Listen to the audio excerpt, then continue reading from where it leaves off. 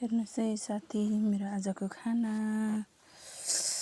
यो हेर्नु बोडी र साग मिसाएर बनाएको तरकारी, यो टिम्बु र टमाटरको अचार। यो चाहिँ टाँकीको फुल है साथी, एकदम यहाँ पनि छ हेर्नु, चाहिँ टाँकीको फुलको तरकारी हो, अचार हो एकदम होइन।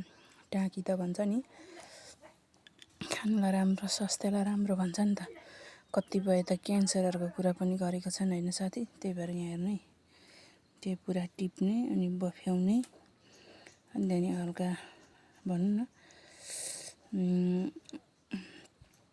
मेथी लाउने, मेथी लाएर अनि मजाले तेल खार्ने अनि लाउने, अनि त्यहाँदेखि हल्का अमिलो लाउने। त्यहाँदेखि अझै आलुहरू भए राम्रो हुन्थ्यो, मैले चाहिँ आधा आलुहरू थिएन, त्यतिकै यही उसको फुल मात्रै, टाँकीको फुल मात्रै, अनि हल्का अमिलो लगाएको छु। अनि यो चाहिँ थोरै उसको धनियाँको हालेको छु है साथी। ल यहाँ हेर्नु, यहाँ पनि छ अझै टिमुरको अचार, यो खाना है साथी। ल चाहिँ म खाना गइरहेको छु है साथी, खाना।